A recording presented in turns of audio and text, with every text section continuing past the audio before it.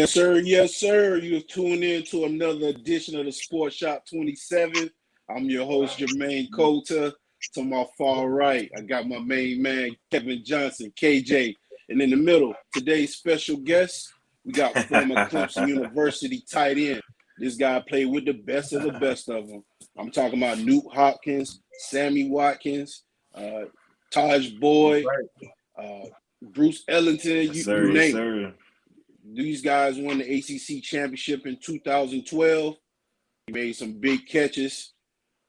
He played also for the New England Patriots in 2014 and also played for the CFFL up in Boston. Today's special guest is Brandon Gerard Ford. What's good, Brandon? What's up? What's going on, man? I appreciate y'all. Appreciate y'all having me on, man. What y'all doing, man? How y'all doing? Yeah, we're doing good, man.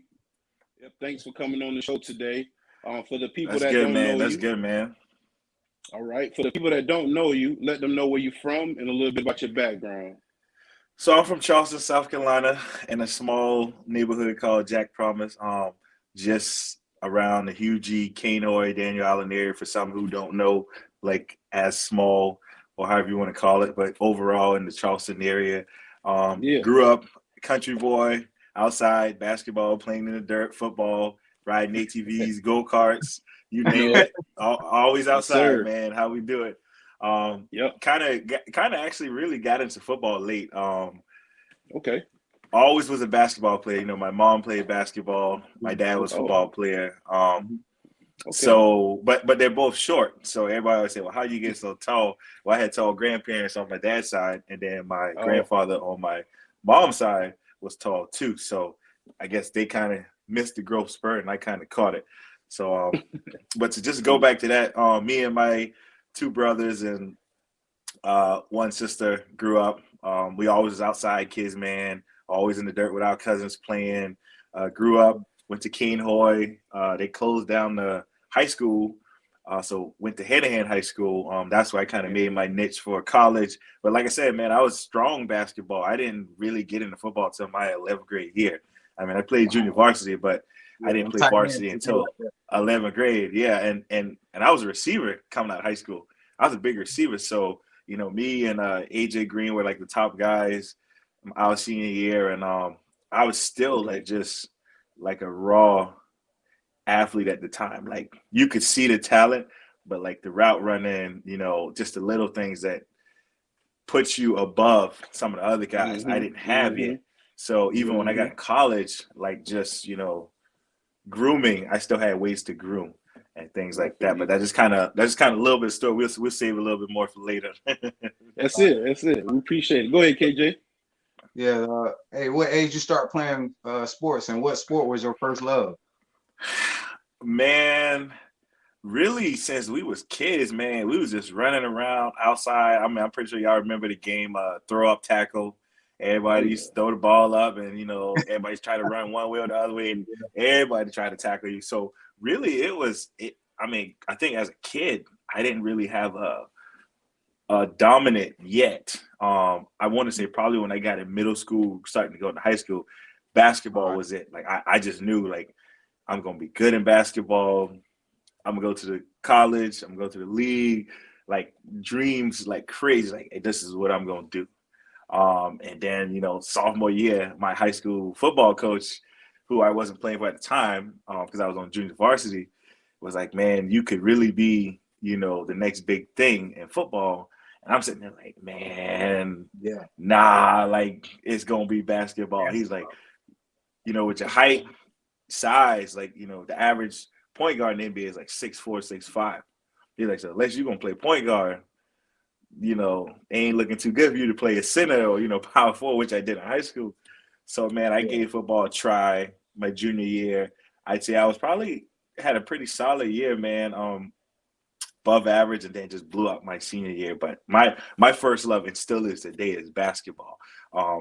But football kind of paved the way for me to who I am today.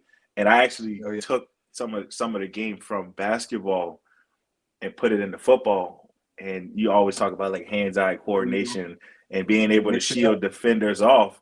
you get that from basketball. So I mean, it worked in my favor. So it worked out pretty good. Cool, man, cool. So you started out playing at a late age. Basketball was your first love. We got some people coming in, chiming in. Blade Jamal Brown, he says, "My guy." All right, what's On Facebook. What's going on? Appreciate you tuning in. For everybody watching, make sure you subscribe on YouTube and follow us on Facebook, Spotify, and Deezer as well. So let's talk about who the people you looked up to from your neighborhood in your area. Was it a family member, friend, or was it someone that was in the league that you watched on TV? NBA, man. In the NBA, man, honestly, it's a little bit of both. So I'll start you out with just like family first. So like my what's up, OE? So what's up, Cardell? So honestly, family start first, man. I want to always talk about my dad, man, because my dad is like, you know, he molded us to who we are today, me and my siblings. And that hard work ethic. Always being there. Ray, what's going on, man? And just always being there and making sure we have whatever, taking care of home, things like that. I'd say my other role model, and I always tell him and stuff like this, but my older brother, because you know he played football while I was, you know, the basketball person, and I was just kind of like, man, watching him, and he was a defensive player. Defensive guy, played some tight end, but was a linebacker, was a stud at linebacker. And I just, you know, watched him, and we had other guys, you know, as I was growing up, like I said, I got in football late. So we had guys that, you know, were in school behind my mom, like Luther Broughton was a guy, I mean, even a friend who I talked to today, and I'm close with his younger brother, Scott Broughton. He was another guy who I paid attention to.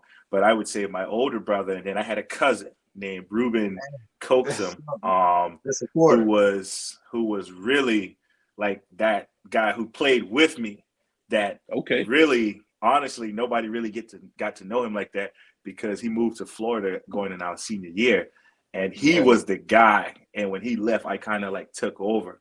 But from a family member perspective, you know, outside of my dad, I would say my oldest brother and my cousin Ruben.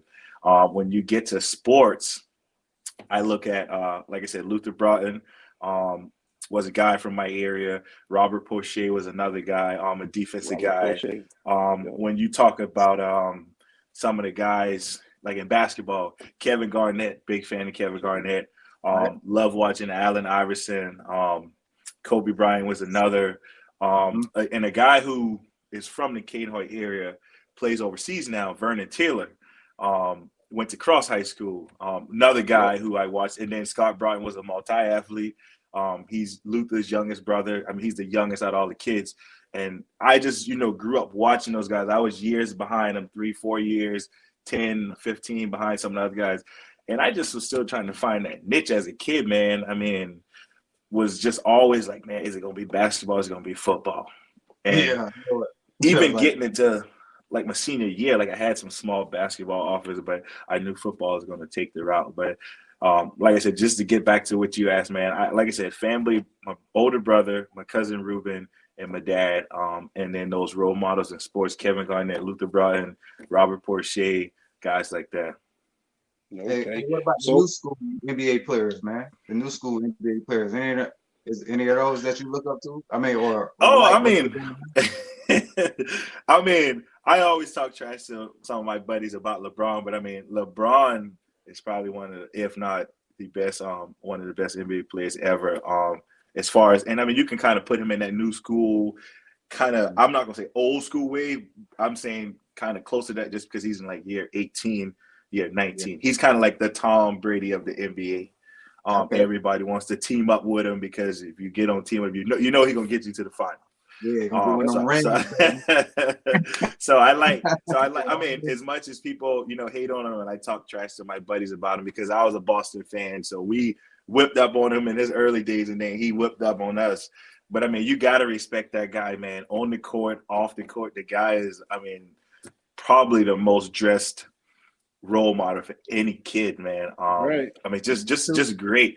Some other guys like Steph Curry, Hometown hero Chris Middleton. Shout out to Chris, man, for winning the finals and the NBA Olympics champion this year. I can't forget about that. You know, some of those guys, man, you know, like they just, I mean, I still watch them to this day. I mean, even though I'm a football guy, I turn on and watch those guys, man. So those are some of my, you know, big guys. Some of the other guys are retired, like Jordan and Pippen and all those guys. But, you know, I got to go LeBron, you know, the Melos, you know, Damian Lillard is probably one of my favorite point guards. So, you know, I watch basketball a good bit now. You know, I'm a Celtics fan out there. So Tatum and Brown and those guys, I love wholeheartedly. So, you know what I mean? Yeah. Yes, sir. Yep. Yeah, you know, we got the NBA. Yeah, you know, we got the NBA season about to kick off this week. So let's go ahead and jump in some of these comments for some of the fans. Mary Jane Terry says, we love Mary you, Brandon Jane. Gerard Ford. All right. Then we got Sean Koga. Oh, man, this famous guy. See you, bro.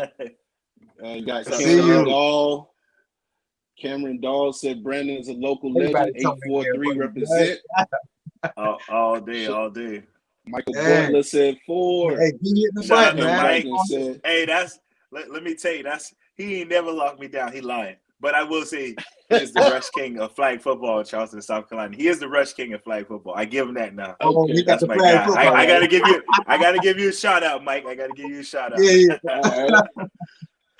Big shout out to Bubba Diggs. He said, I remember you, young man. Tight ends all day. Clemson alumni, national champion. Hall of Famer, Sean boy. Kroger says, laugh out loud. Tell him the rush king. All right. Rev Dr. Charles and Lisa Watkins. Hey, say he know he looked up to Shaq. Oh, that's my mother-in-law and father-in-law. Yeah.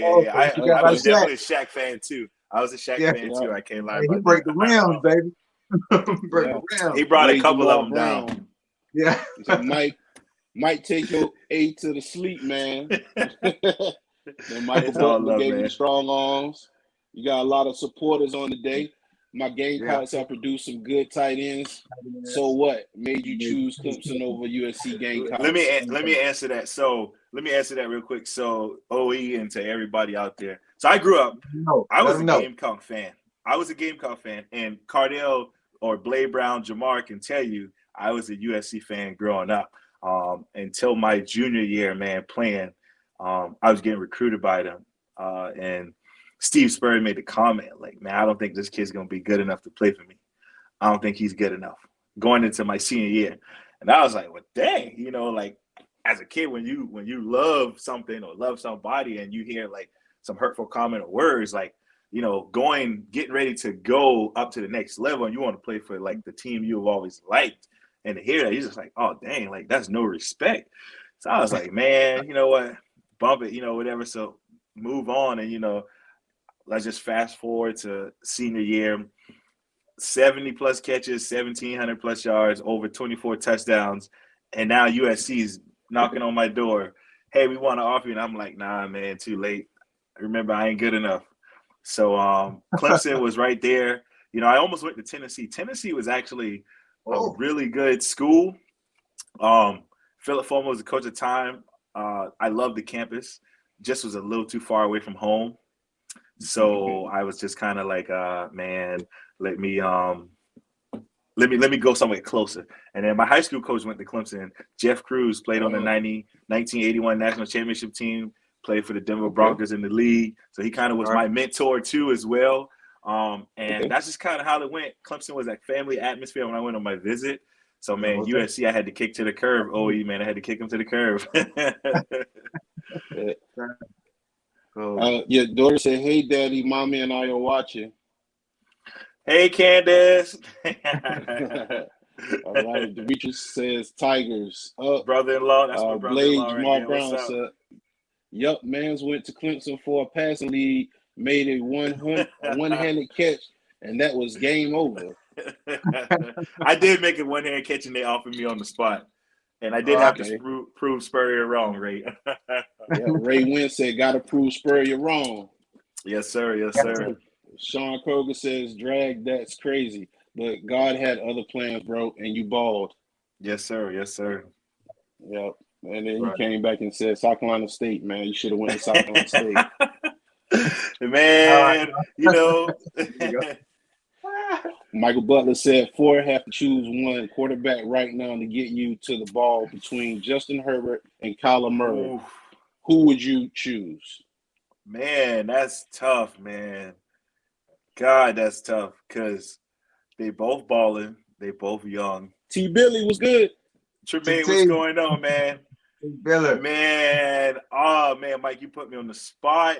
And what's crazy is I got my boy Mike Williams playing with Herbert, and then I got my boy D-Hop and AJ Green playing with Kyler. So it's like, wow, man, I'm gonna go with Herbert. Why? Because Mike is only there. Mike Williams is only there, and Kyler got AJ and my boy D-Hop. So I'm gonna have to go help Mike Williams out. He said that's why he asked.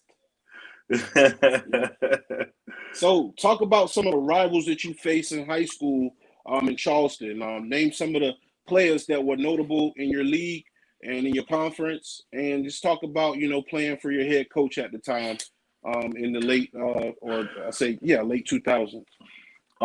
So I'm gonna talk about my head coach Jeff Cruz first. He came to Hanahan when Canehoy closed, and you had the kids from our area, the Canehoy, Hughie, Wando, Daniel Allen area.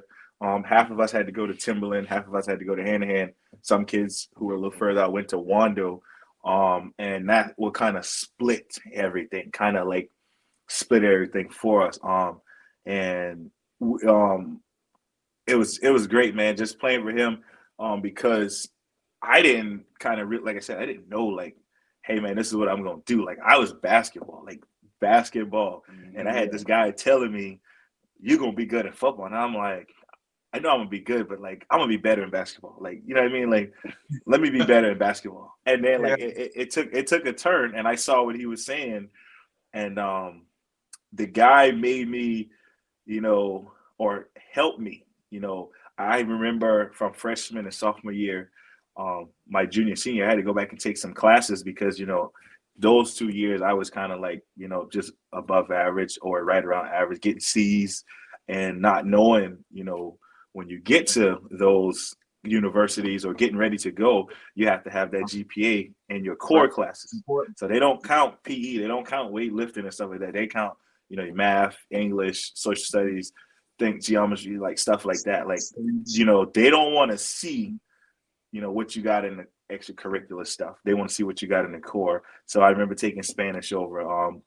I remember doing algebra and doing over because I had a C in that class, and getting those grades back up so that I could get my GPA up. And then I didn't have to score as high on the ACT because of that. So he helped me, man, and helped me a long way and pushing me, man. Always pushed me to be better. I'll never forget when we were playing Andrews and I dropped the pass, and he was like, man, if you drop one more pass in this game, I'm going to sit you down the whole game. I was like, oh, man. So, but he's definitely, and I still talk to him here and there today, man. He's in Charlotte now. I love that guy, man. But some of the guys who I played against and rivals, let's speak rivals first. So Timberland was a rival because a lot of the kids I grew up with in Canehoy was at Timberland. Guys like Storm Moore, guys like Anthony Williams, Paul Jefferson, RJ Jefferson, Aldrich Fordham, who went to USC, Rockarius King, Rennes Black, I'm trying to remember some of the other guys. Leon, I think Gadsden. I'm trying to think, they had another Kieron Paulin. That was another running back they had. All these studs, man, who I, played against for years. A lot of those guys, they couldn't wait till the week we play each other. And I never beat them in high school. I tore them up pretty good one-on-one, as a stat, if you want to look at the stats. But I respect those guys, man. We all laugh about it today. And, overall, they got the win, and we always talk about it and stuff like that. So shout out to those guys from the area, all the hometown heroes that play for Timberland. Some other rivals, Bishop England was right down the street. They were a rival to us as well. I had some guys like Adrian Sullivan, Devon Fields. Let's see if I can keep it. Raymond Rhett, who's a running back for them. Dominique Turner. Those are my guys as well who played at Bishop England. We got the upper hand on them always when I was in high school. So those are some good guys, very talented guys that went to Bishop England Catholic school right down the street. And then I had some other guys around the area. Burke High School, Deljavon Simmons, who we know as Ralph. Very talented kid. I mean, even better baseball player. If y'all have ever heard of him, he's a heck of a baseball player. I'm talking about he even at this day and age, he probably still can throw about 90-something miles an hour. Was good at baseball, basketball, everything. Sidney Sanders, Ralph's brother, Bubba Simmons, Mike Hayward. Oh man, the list goes on. Darius. I can't even. I mean, it's a bunch of those guys. And even I didn't get to play against them, but we had some guys in North Charleston too that were really good. Who I played basketball against. Juan Wynn, who's a buddy of mine who I play flag football with. But those are some of the guys around the area, man, that, very talented guys, man, that I always played against. And even some of my guys at Stall High School, Garrett and all of that too. But man, those are some of the guys around the area, man. All right. So hold on, KJ. Brandon said, for y'all who didn't know, Brandon used to play DN on JV and was good as hell. And then O.E. Williams said he has a question. Most challenging road atmosphere you played in high school or college, any sport. All right. So let me get back to Blades. I did play DN. I was actually really good. I had sacks for days. I had interceptions for returns, fumble for returns. I mean, I was just kind of gifted, but like I said, I think my coach had in store that I would be a better wide receiver. So, that I went on the offensive side. So I'm team offense all day. As far as OE, high school, I would say Dillon High School. Dillon probably has the most fearful atmosphere if you don't know who Dillon football is or you never played them. I had never played against them. I heard about them. They talk a bunch of trash in the papers, man. And when we got there, I'm talking about their fans. Their fans came over to our side, and they talking trash back and forth. And I'm like, all right, okay, we'll see.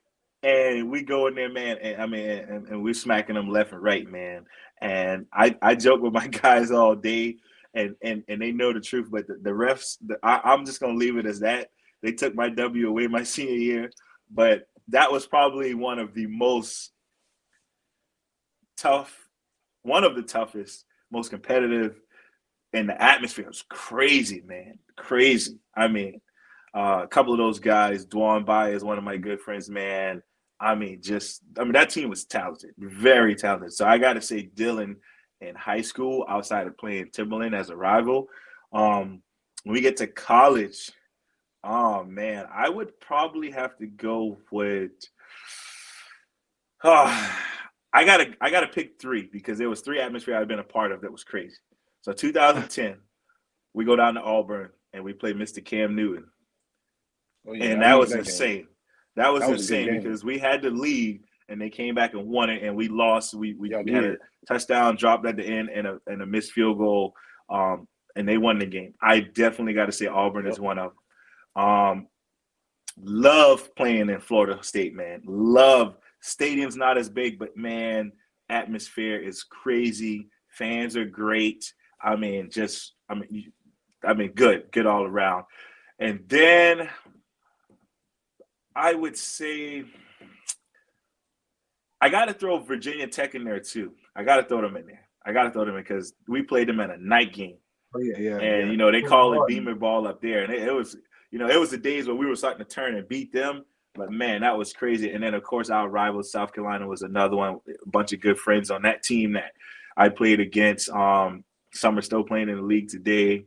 some are out doing good things, you know, in this world of work, good father, good husband, stuff like that. But definitely those I'm gonna give it to those four. Great experiences going down in those areas and playing against those guys. Yeah. Hey, did you get an opportunity to play in the Shrine Bowl or Yes. So I played in the Shrine Bowl. Matter of fact, I want to say about 2 weeks ago, one of my good friends, Romeo Edwards, who went to South Carolina State, a Stratford graduate, tagged me in the Low Country news article back from 2007, and I was in it. I played alongside AJ Green, Marquand Jones, Andre Ellington, Daquan Bowers, Robert Quinn, Jerron Brown. God, that team was loaded. Let me see who else was on there. Receiver Jordan. I can't remember his last name, but he was from Hartsville High School. He's actually in the MLB right now. Jordan Laus, talented baseball. Might have been an even better basketball player. I mean, this kid was pulling up from half court like Steph Curry and dropping them. I'm trying to think who else was on the team. Dalton Freeman, Kenneth Page.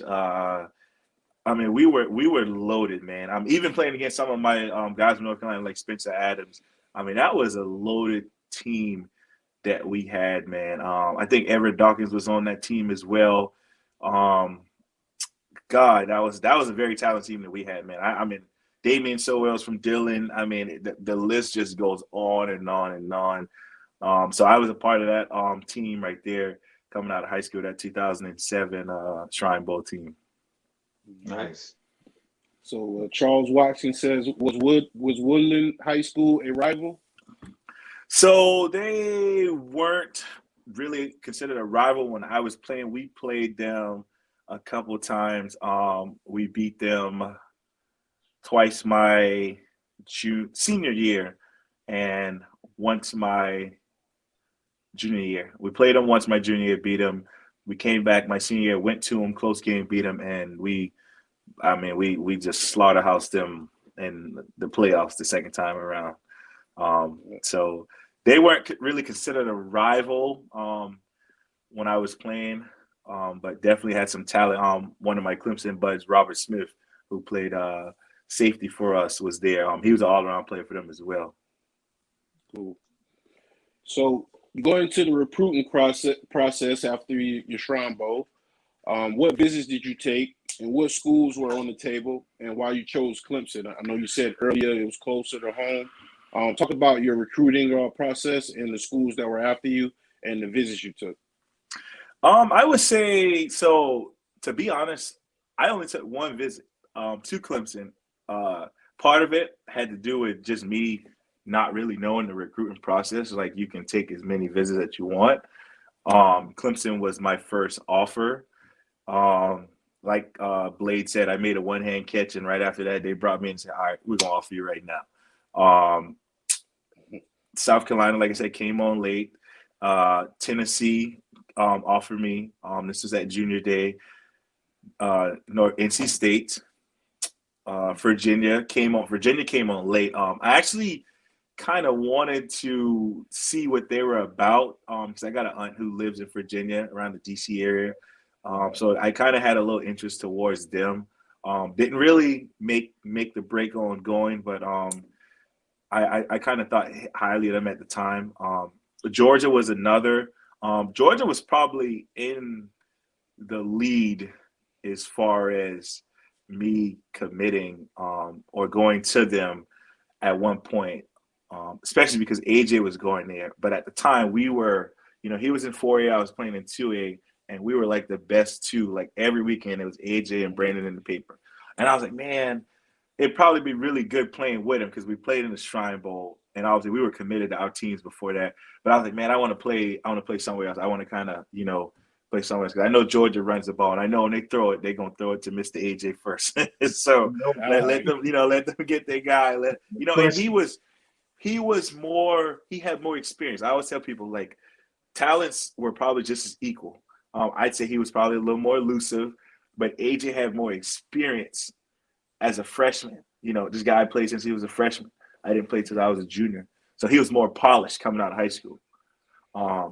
And I mean, what a great talent he was in high school and still is in the NFL. I mean, playing for the Cardinals right now, going on I think like year number 9 or 10.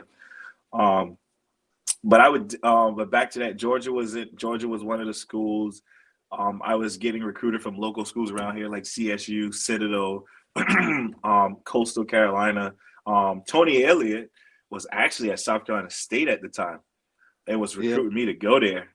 And God works in mysterious ways because he ended up coming to Clemson my redshirt sophomore year. So it worked out. But the thing that made me chose Clemson was not just because of, my high school coach went there. I would say it was more so because when we took the visit, it was a family atmosphere. And you'll hear this from a lot of recruits, a lot of former players. T. Billy can tell you, any of those guys, man. Family atmosphere from the time you walk on and you meet you meet the staff, you meet everybody in the study hall, you walk around campus and meet kids. I mean, yeah, you're an athlete, so yeah, everybody's like, oh my gosh, this is athlete, but you just feel the atmosphere. And they always say it must be something in those hills, man. But it's crazy, man. It's the energy you just get, man, the vibe you get. And then you get all these guys, especially when I came in with our group was called New Breed. We came in the class of 2008, and Antoine was a part of that class. And just the way we stuck together, it was almost like you couldn't even tell we were all from different areas.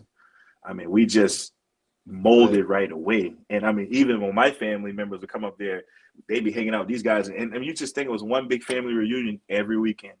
But Clemson, man, it just separated itself. The city, the atmosphere, the fans, the coaches. They are like your parents, and they're there. Your parents are going to be home, but the coaches take you in. And the one thing that the coaches, and I'm gonna speak on Coach Sweeney a little bit, is they didn't just teach us how to be very good football players. They taught us how to be very good men, how to grow, life, what to expect when you get out in the real world, life after football, leading us to be good men, not only to be, good father, good husbands, good brothers, sons, whatever it is, but just, the NFL stands for not for long. So when that time comes, or for those who don't go, what are you going to do after that? And everything he speaks, I mean, the guy, he's really he will tell you, he will rather put his time into shaping a 18-year-old to be, he turns 21 or 22, leaving to be a very successful young man before, he puts him out there and wants him to get all the hype from the league, which, it's going to happen because of the players we're bringing in. But that just speaks of his character, of the guys he bring in and the guys he wants to see them do better outside of football. So Clemson gave the edge just because of that atmosphere and because of the way how they do things. And I think they're very sincere and caring about their players and stuff like that. That's great to hear. Oh, yeah. Yep. So you get in the Clemson locker room, your first day of practice. Who's the player that embraced you? Probably, I say Aaron Kelly was there. Aaron Kelly was a senior there, Kelly. and that's kind of who that was kind of who I was behind. I was a third string at the time behind him, and that's who I looked up to. And I remember always walking over there, like, wow, this is AK Aaron Kelly. Like, this is the guy who I was seeing, him and Jacoby Ford and Tyler Grisham, Terrence Ash, and all those guys. Nelson Faber. These are the guys who I was seeing on TV making plays. And, when he left, I switched my number from 84 to 80. I could have switched to 82 once Darrell Barry, who's another Charleston native, went to Fort Dutchess guy who played. But I said, no, I'm going to switch to 80, man. I kind of want to mold my game a little bit after him. But that was a guy who I kind of leaned on for that year while he was there, man. And he would always take me in my wing and say, look, man, don't rush it. I came in redshirted. I was like $155. He's like, you already got it. You already got one step on me. You're like 200 pounds. He's like, so just, take everything in and kind of go from there. But that was the guy, man. That was the guy I leaned on when I first got there. Yeah. Hey, talk about the freshman camp, man. You know what I'm saying? When you coming in today. Man. So, man, So Kent was different back then. Kent was longer. Yeah. It just felt like it was hotter. And I can't really say that because I don't know how it is now. But it was crazy, man, because I'll never forget, and I laugh with Coach Sweeney all the time. I'll never forget, I caught like a curl route. And instead of turning up the field and giving a burst, I kind of caught it and jogged back. And, man, Coach Sweeney made me run like 5 routes over and sprint all the way to the end zone. And I was like, man, this guy is crazy. What's going on? But at the time, I told you, I was a very raw athlete, so I didn't really know all the fundamentals of like catch a tuck and go score unless we were in the game. Yeah. So he just elevated my game from an IQ and a little attention to detail standpoint. But I'll never forget that first camp, man. I was the guy that you hear. I think Deion Sanders, who had a little 5-minute video out one day, was saying, "Are you gonna be the guy that gets better? You're gonna be the guy that looks up at the clock to see which period it was." That was me. I was the guy looking at the clock, like, all right, we got to get out here. But it was a whole nother world, man, because I was like, dang, this is really college. And then you got guys out there like Ricky Sapp, Daquan Bowers, talented freshmen, and you're going out there against all these guys who have proven themselves, like Cresden Butler, Byron Maxwell, Chris Chancellor, Michael Hamlin, Chris Clemens. And I'm just like, this kid that, did all this in high school, and now it's like, now, all right, we at the next level now. How can you grasp? How can you pick up the playbook? How can you translate the game? Because the speed is different from high school. It goes from kind of slow to it picks up to a faster pace. And even the NFL is faster, but it's just you have to adjust. And then, even with practice, you gotta put in, the work, in the classroom and all that too. So it was definitely a whole lot on shoulders at first, because camp was different. It was long, man. I'm talking like 30-something periods. So, man, when you get to 2 days and stuff, you're just looking like, all right, man, burn this clock. Mm-hmm.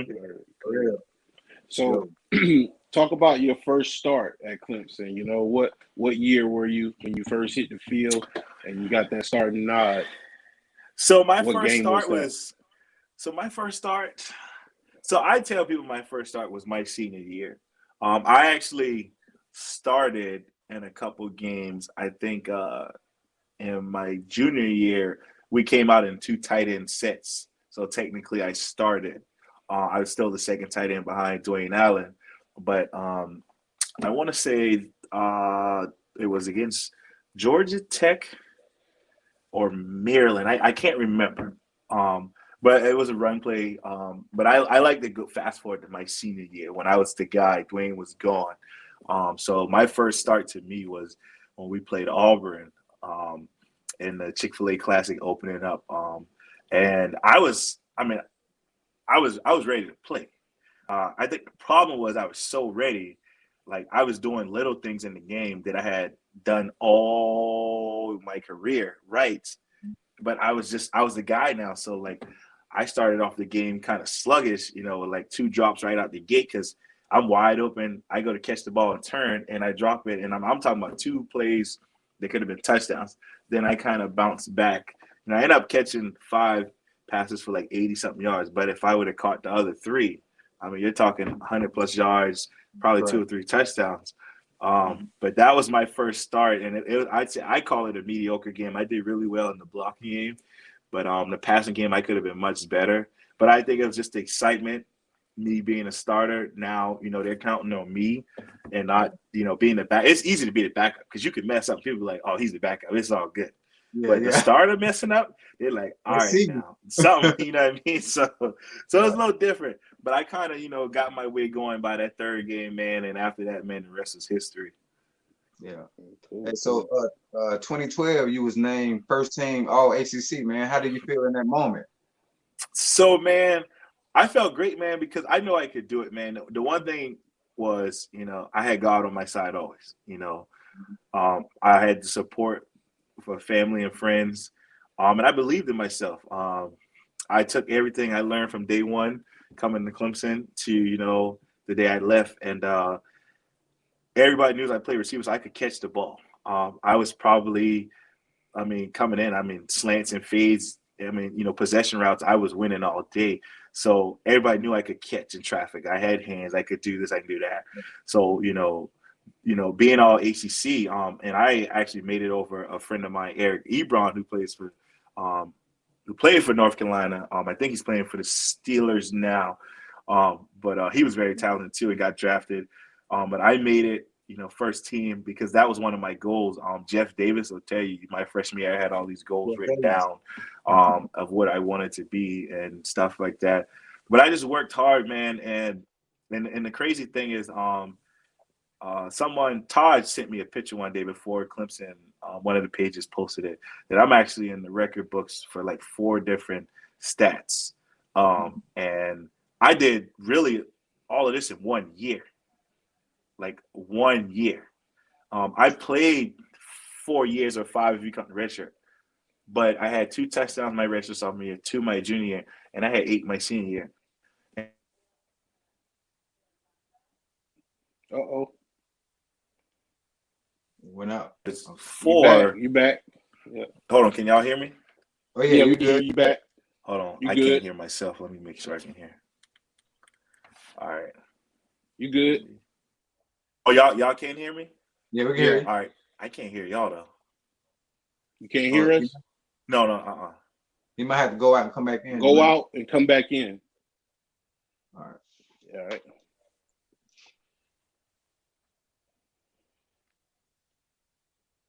Maurice Irie say, KJ, great job. Keep it up. Enjoy the show, brother. All right, that's what I'm talking about. Appreciate that. All right, here he is.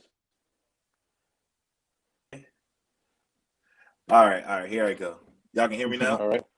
Yeah. Oh, yeah. All right. So what happened? Everybody, my youngest daughter just called me, and she's upstairs. Okay.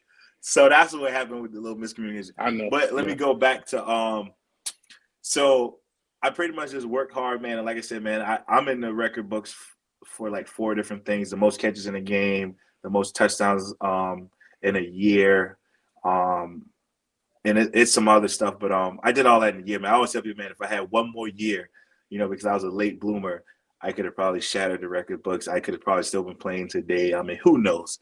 Right. The one thing is just work hard, man. Never give up, man. You never know when that time will come, and when it does come, make the most of it. Right.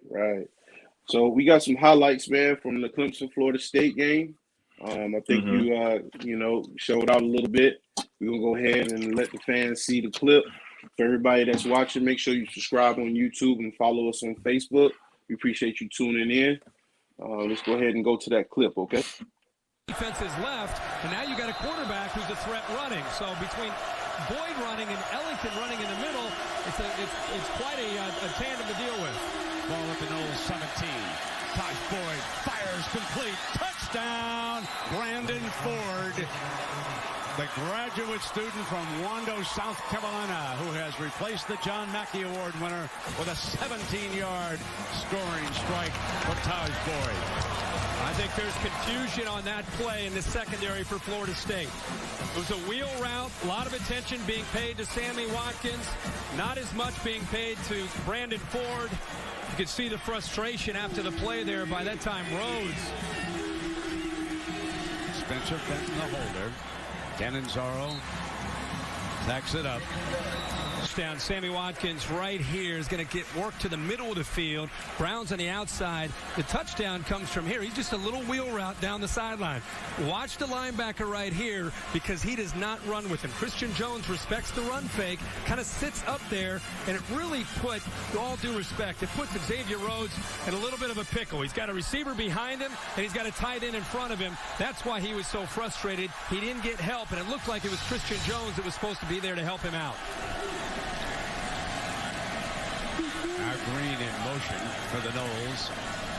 And they're going to fire it to him on that quick screen. All right. So you caught the wheel route, and went straight down the sideline, walked in the end zone. So talk about the defensive backs that you face at Florida State, man. Talk about who's the defenders you had to face in the ACC during your tenure at Clemson? So Florida State, I believe Greg Reed was there. I'm trying to think of the other guy. Yeah, I remember him. Little short guy. I think he's still playing the lead. Oh man, I can't remember his name right now. But those guys are good, man. Even their safeties, man. I mean, they were really good. I mean, Florida State was always a physical team, man. Physical. One of my boys, Everett Dawkins, played down there as well from Burns High School. That was a physical group, man. I'll never get after that game how sore my body was after that, man. That was a dog fight that we let slip away from us, man. But that was crazy. Some of the other guys I went against, Stephon Gilmore, if not one of the best defensive players in the league. Trying to think, David Emerson from NC State at the time. I mean, he led not just the ACC, but college football in interceptions as a sophomore and junior. One of his teammates, Earl Wolf, was another guy who was really good at safety. I mean, those guys were, fast and physical, man. Tall, lanky guys. Even one of my buddy, he's actually a comedian now. His name's Lou Young. If y'all haven't watched Lou, man, go to Lou's his podcast, his YouTube pages, his Instagram. I mean, he played at Georgia Tech. I mean, this guy is funny. I mean, man, when I say comedian, I mean, he can act. I mean, he's done Steve Harvey.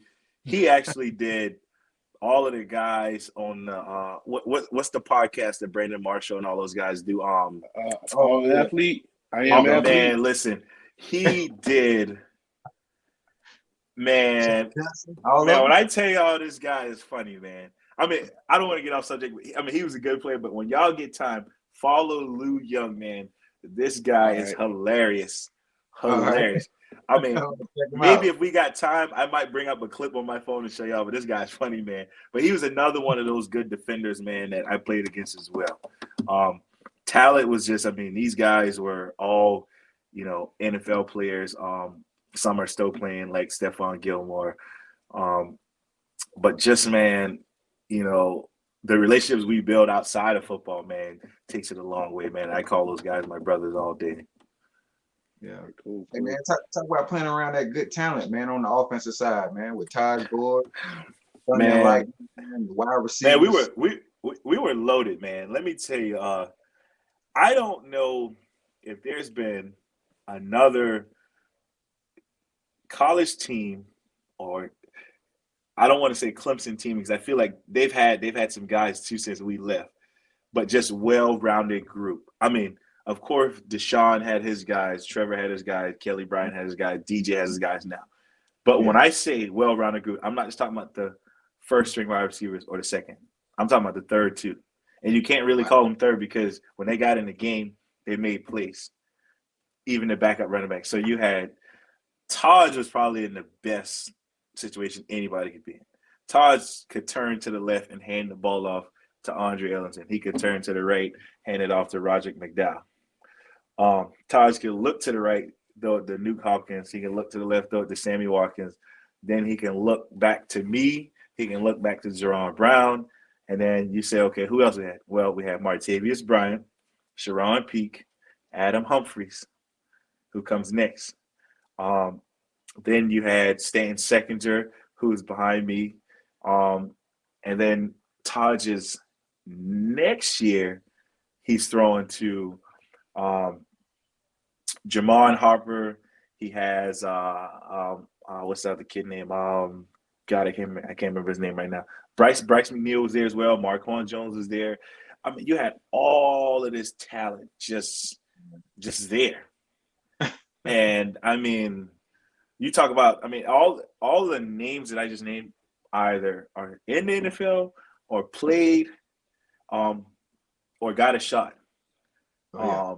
And just the group he had. I mean, of course, Deshaun has Mike Williams, who's playing, Deion Kane, and then Trevor had Amari Rogers and those guys. But when you just think about a first string, a second string, third string, you like Taj had the guys. the guys. And I mean, the talent just was crazy, man. I mean, and we started that era in 2011 of scoring 40+ points a game, and that's what everybody's so used to now. And we're not doing it this year, so everybody's like, "What's going on? What's happening?" It's just they're having things are just not clicking because it's errors all around. But we started that trend of going from 17 points a game to 40+, running 100 plays. I mean, there was games we were scoring 50 and 60. I mean, but very talented group. I always say we were probably the best offensive team Clemson had from a skill standpoint. Yep. So I got some more footage. We're gonna go ahead and look at some more clips. For everybody that's watching, make sure you follow, hit that like button, subscribe on YouTube, Facebook, Spotify, and Deezer. Let's go ahead and take a look at that clip. For the support.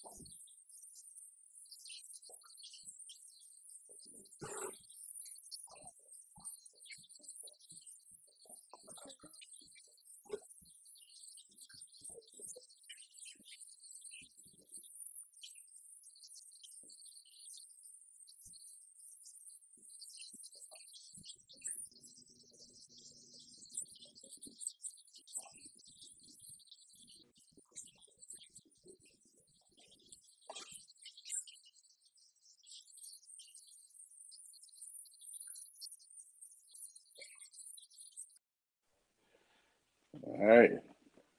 Where did he go? Let's see. There he is. Y'all couldn't see me? Yes, I can see you. Welcome back. I was like, I see y'all. Yeah, I was looking. I said, where did he go? But yeah, man, that was against Maryland. I guess that was another wheel route out the sideline. Man, listen, favorite route I made a living. I made a living on the wheel routes. Man, I still, even in flag football, I play today. Man, yes, it is. Even in flag football today, I still make a living on those wheel routes. Man, I mean, it's just it's such a setup for the corner or the linebacker. Because if you don't understand football and you're not playing the right coverage or you can't think fast, you get a delay almost out route, and then he turns up to the wheel route. So if you're a linebacker, you're like, oh, I'm gonna undercut this. If you're a corner, it's like, oh, I'm gonna jump this. And then you got a guy 6'4", 270 running up the sideline. It's like, oh, snap. So I mean, I say out of my 12 touchdowns, at least 6 or 8 of them were wheel routes. But I mean, I made a living off of that, man. I mean, just my skill from a wide receiver standpoint and athleticism, when I got a safety or linebacker on me, I mean, it was just 95% of the time I was coming down with the ball. So I mean, it was very tough on those guys. But as you can see, if you look at my highlights, you'll see a ton of wheel routes. So talk about. Go ahead, KJ. Yeah, I was gonna talk about the bowl games, man. Your experience with the bowl games. How was that? So, man, throughout my career, man, we had some crazy bowl games, man. Freshman year, Gator Bowl. I think that was in the Dominican Sue's coming out party.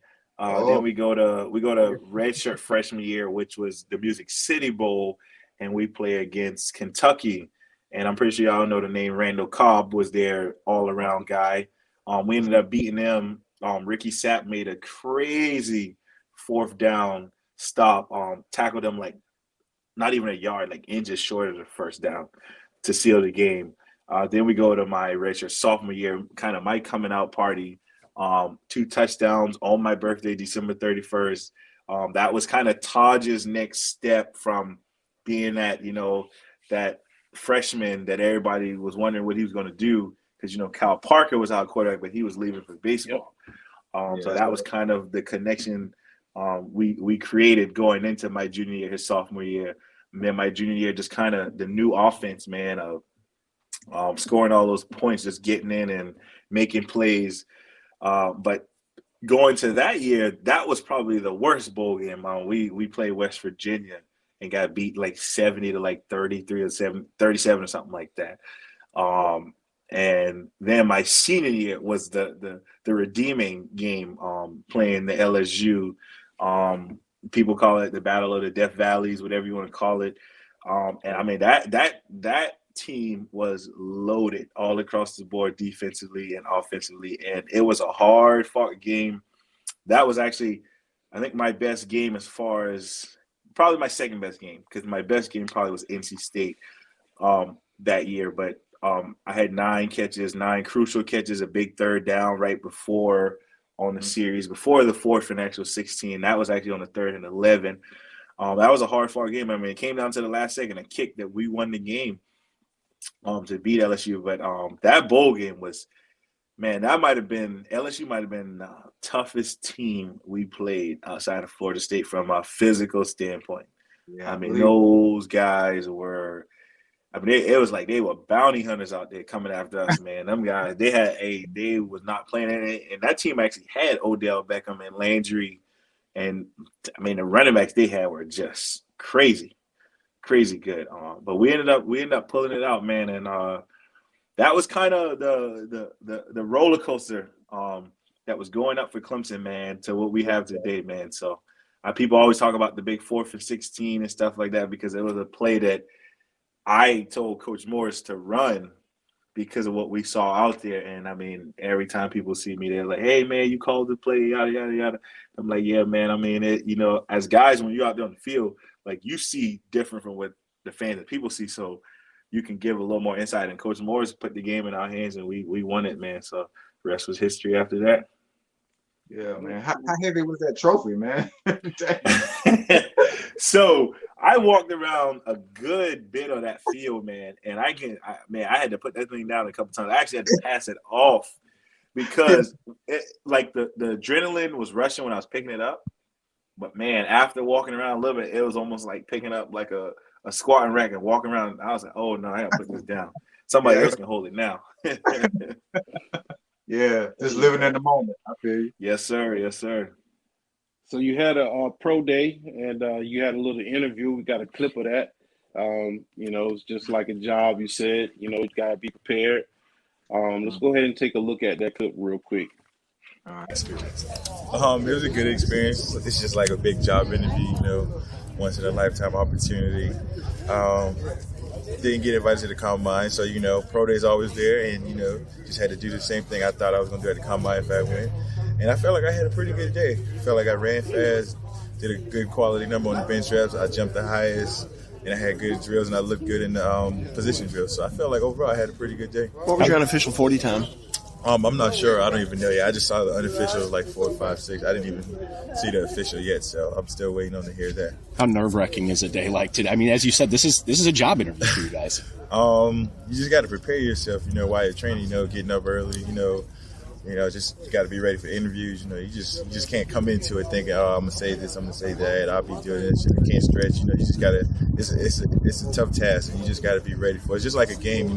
Waiting on that 12 o'clock game, and when it's time, you gotta go out and perform. So, the past couple of weeks I've been training. That's what I've been doing. Just getting up early, making sure I eat, stretching at night, things like that. Little things that's gonna help me run fast and do things like that. You're at 245. Is that your goal?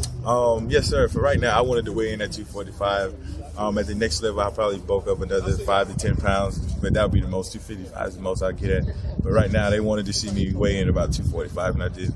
All those eyes of guys who look at things that you maybe never even thought about as a player. All those scouts in there. I mean, were you kind of aware of the microscope you were under, and some things they were watching you do that you weren't even, maybe haven't even thought of? I guess you can say that, but like I said, it's like a game. When you go play in big games like against FSU, South Carolina, there's a lot of scouts there. You may not know it at the time, or somebody may not tell you, but I mean, they're there for a reason. They want to see what guys can do against the best guys that's out there. And, today I know there's going to be a lot of guys because Clemson always has a good, pro day and have a lot of people. So one thing I try to do is, just get myself ready and be ready to go. Thanks, buddy. Really appreciate it. What was the hardest part about today?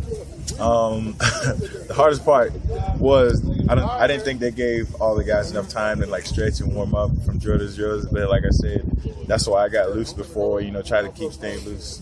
But most guys, didn't get enough time stretching. But other than that, you just got to be able to perform. They want to see you perform when you're not, fully ready. You just got to be able to hit it and get it. And that's one thing that I did. How do you feel like you ran with that extra 7 pounds? I felt good. I felt like I was smooth because when you train, you train for technique, and it's not all about who's the fastest guy. It's like who can get out quicker, who can stay low in the drive face and stuff like that. So it was all technique first, and then once you get going, you should open up about 20 yards and they'll carry you out. So, I felt like I did good. I felt like I stayed low and I ran smooth. Are you having any conversations with teams? And if you are, what are they saying? I had conversations yesterday with the judge. I talked a little with the Lions today. I can't even remember what all the other teams were. I was just so focused on, impressing these guys today and doing good. But it was a good number of teams, and I still got to go up there and do more after we eat lunch. So I'll know more later. And, like I said, today they weren't really chatting with us because they were trying to get through it and stuff. So, I'll know more later, and then we go from there. What's the next step, and where do you go from here after today? Got to keep training. May take a couple of days off just to let my body rest, but you can't just stop and then when the draft comes around expect to show up in OTAs and be like, I'm going to run this, I'm going to run that. Nah, you got to stay in shape. You got to keep lifting. It's a process. The body can't maintain, the strength and speed and stuff if you take off like a year. You got to just keep working. It's a grind. So, like I said, I'll probably take a couple of days off just to rest my body and then go light the first day and just pick it back up. Where do you train?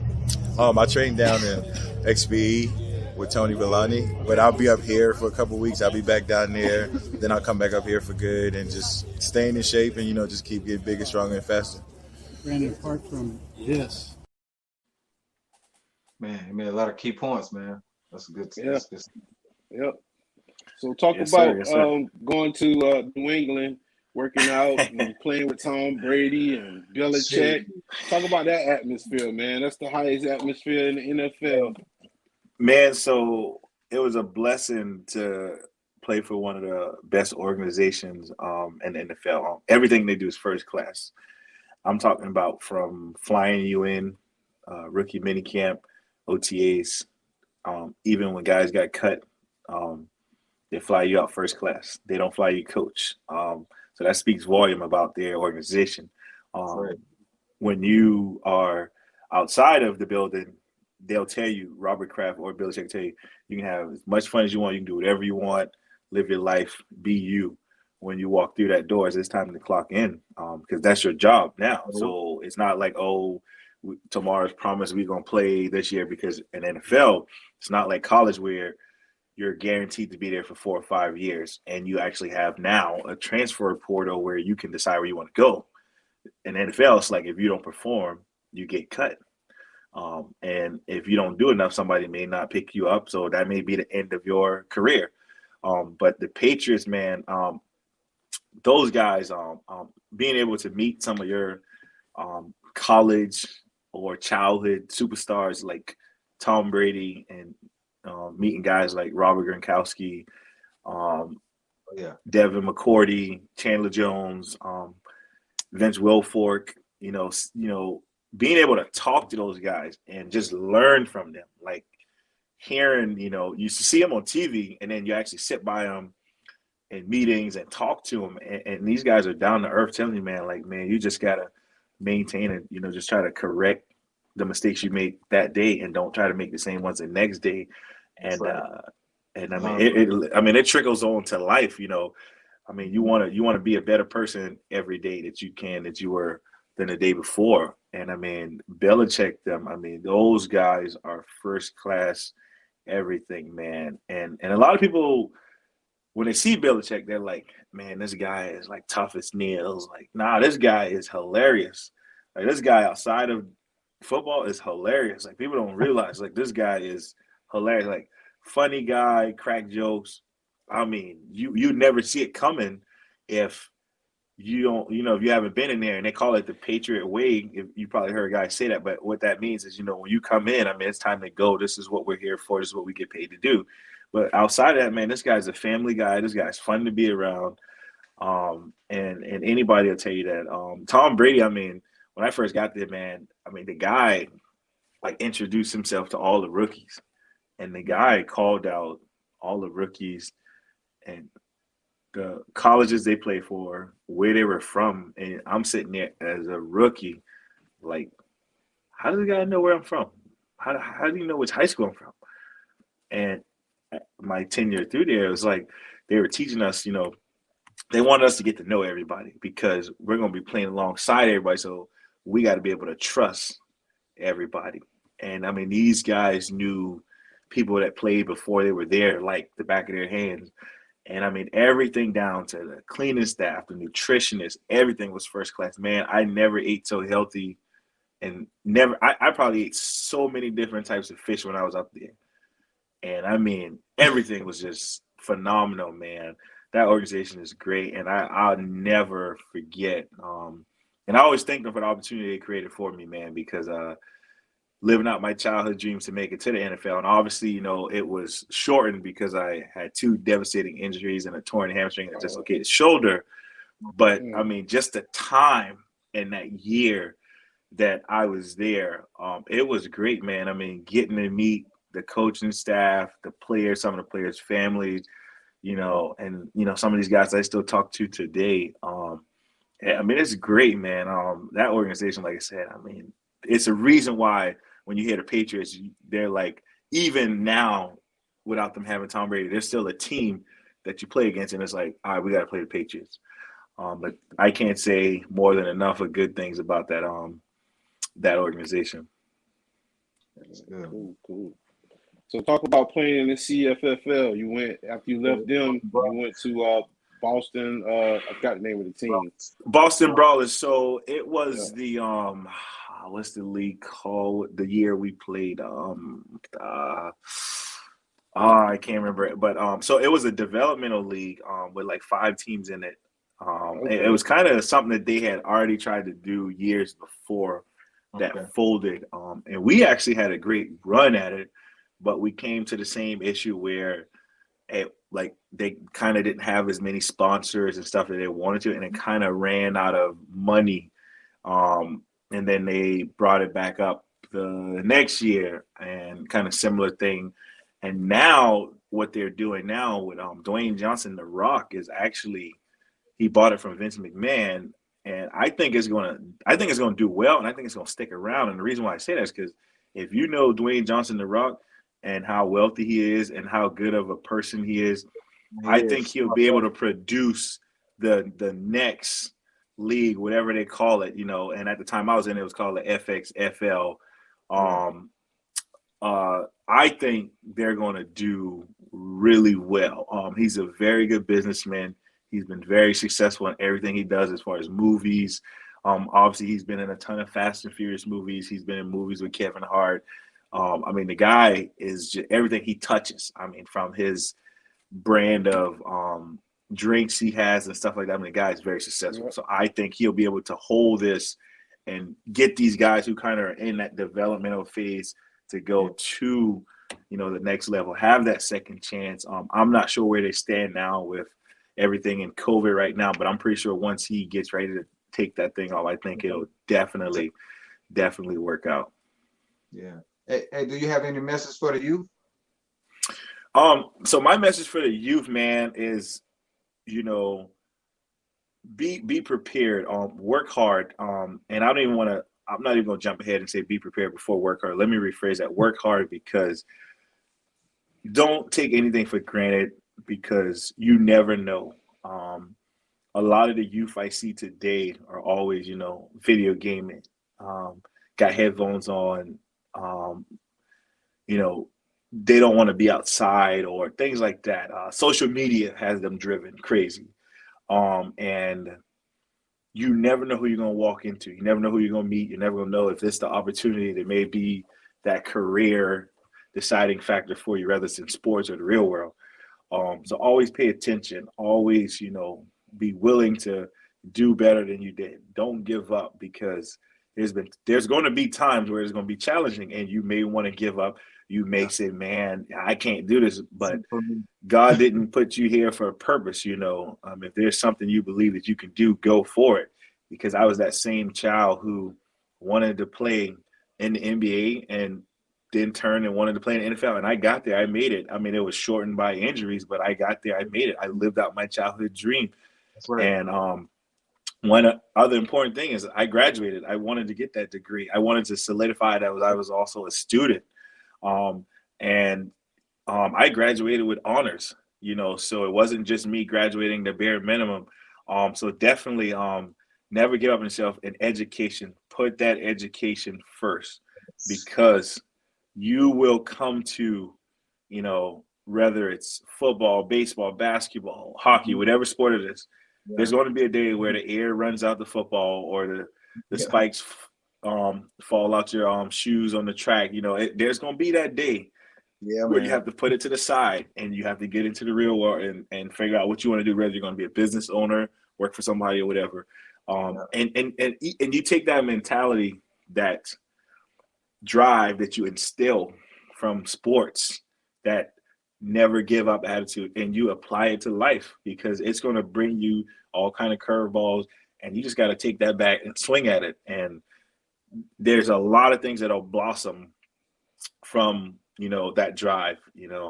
I can speak today for the careers that I have, working in the financial world of insurance, and being a financial advisor, and also working down on the port as a longshoreman. Both of my careers work hand in hand because I set my own schedule. I'm blessed to do both, and I key on helping others, from a mentor standpoint, from a training standpoint, from a lifting them up and allowing them to enhance some of the whether it's traits or information I have, because one big thing in this world that's not taught is financial literacy, and that's a key thing that a lot of people need to know. And me getting in the financial world, in the insurance world, and shout out to the company I work for, Cornerstone Wealth Advisory Group and MVP Financial. We are really strong in wanting to help people learn this, and not at our age. We're talking high school, because you can't give a kid $18 million at 18 years old and expect him to just save it all or whatever. So you got to be willing to teach, and that's what I'm here for. But just getting back to the kids, man, believe in yourself, put God first, education and respect. Respect will take you a long way. I don't care if you don't make it in football. I don't care if you don't make it in basketball. I don't care. Respect is going to take you a long way. And when you do those little things right, I'm having a Coach Sweeney moment. When you do those little things right, it'll turn, that wheel will turn, and everything will start to blossom. So that's my message to the youth. Man, good. So let the people know where they can follow you at. If they want to find some financial literacy, they want to be coached up by you. So I work right off of Dorchester Road, 8550 Dorchester Road here in Charleston, South Carolina. Company's called Cornerstone Wealth Advisory Group. We just launched MVP Financial, which is a sister of Cornerstone Wealth Advisory Group. We launched that early this spring. It's geared for athletes, kind of like I would say like higher end people, have a bigger net worth. It could be actress, whoever. And the biggest thing is what we're trying to teach, and it's also, let me pump the brakes over. It also is geared towards going in and teaching kids at the collegiate level and high school about financial literacy, especially because when I played, we didn't have the NIL deals, and now they do. So we not only are going in to teach about the financial literacy, we're actually a company that is offering internships, going to be offering internships as years goes, and opportunities to come work with us. Because the biggest thing, like I said, man, is financial literacy is not taught. I mean, you learn about math, English, all these different things, but nobody tells you from a professor standpoint or teacher standpoint, unless you just have one that talks about it. Hey, when you should do this, you should put your money, in some products in life insurance that could build cash value that are tax deferred, or you can put it in annuities that'll be there for when you turn 60, that's going to grow like crazy, for all the self-employed people or just people in general putting money away. There's nothing else I can tell you more that when you get, whether it's $1 million or whatever, when you spend that money, it's gone. It's gone. Yeah, right. When you put that money up in something safe, and I like to throw out some products, some fixed index annuities or IUL products. When you put that money or whatever wealth in things that are safe, you create generational wealth. And you say, well, how do you mean generational wealth? Because nobody did it for me. Okay, but if someone didn't do it for you now, you do it for someone else other than yourself. You pass the trend on and on and on so that you can create that stability. But man, I love it, man. I love walking into someone's house and being able to help enhance their situation, whether it's a financial standpoint, and usually that's what it is. But we do life insurance, health, dental, vision, property and casual. Right now, we're in MA season with open enrollment for Medicare Advantage plans and prescription drug plans. We do everything, man. Retirement plan, and you name it. And we're a brokerage that works for all the companies in South Carolina and even outside of South Carolina. And we got some wonderful gentlemen and ladies on our team that are really good at what they do. And usually if I can't answer a question, I go to my peers and they can answer. We got people that have been in the business for 10 plus years, 15 plus years, 20 years. Mike Haskett, shout out to him. He's the CEO and has formed a really great team that's here to help any and everyone. So if anybody, needs help, feel free to contact me. My business cards are all over my page, or you can, Facebook, Instagram, whatever. I'll be there. Any shout outs to any family members, friends, coaches, former teammates? I got to give a shout out to my family, my wife, my daughters who are upstairs. Probably going to run down here to come see me as soon as I get done. My mom, my dad, my siblings, all my family, cousins, brother-in-laws, high school friends, college friends. Shout out to Blade Brown. That's my boy. That's like my brother from another mother. Big ups to him and his fiance Erin. They're getting married in December. Shout out to Antoine McLean for giving me the opportunity to meet you guys. Antoine, man, Big Mac. I call him Big Mac. I know him as Big Mac. But that's my guy. I appreciate, us getting connected so I'll be able to do this. My Cornerstone family, my MVP family, my Jack Promise family, where I grew up from, Charleston family. I was talking to my wife today, and she told me, you're really an inspiration for the community and all the people around here, not just where you grew up, but in Charleston. There's a lot of people that look up to you. There's a lot of kids, adults. There's a lot of friends of mine, people who is always intrigued by what you're doing and, the way you carry yourself in helping people. You have such a generous heart and wanting to help. And anybody can say I'm willing to get out there and help people and do whatever I can to make someone's life better or just lean on them and be a mentor, whatever it is, man. That's right, man. All right. We appreciate you coming on the show, man. Thanks for stopping by. You're more than welcome to come anytime. Anytime, man. Oh yeah, man. Y'all just let me know, man. I mean, this was definitely a great experience. I liked it, man.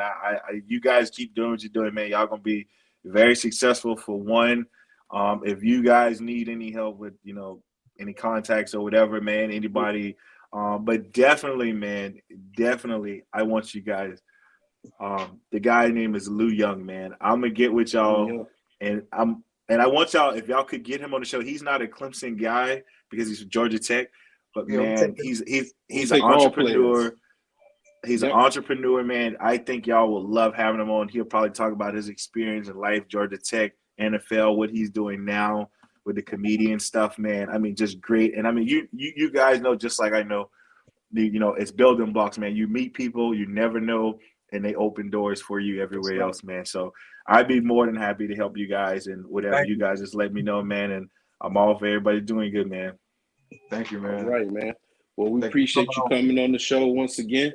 For those who watching, thanks for tuning in. You've tuned in to another edition of Sports Shop 27. I'm your host, Jermaine Coulter. We'd like to thank my co-host Kevin Johnson, KJ, and we'd like to also thank today's special guest, former Clemson University and New England Patriot, all ACC tight end, Brandon Gerard Ford. All right. I appreciate it, fellas, man. KJ and Jermaine, man. Thank y'all for having me, man. Like I said, we got to do it again. And I got to get y'all down here, man. I got to get y'all in Charleston, man. Put something on the grill. Hopefully, y'all know how to ride ATVs because we do that a lot too. Okay. We'll have a good time, man. We'll have a good time, man. Know it. Do it. All right, man. Let's do it. Y'all have a good one, man. I'll holler at y'all, man. Too, man. Take care, man. Peace. All right. For those watching, it's not how you start, it's how you finish. All right. Stay tuned to the next episode and you wear your mask. Be safe. All right. Peace. All right, man. Peace.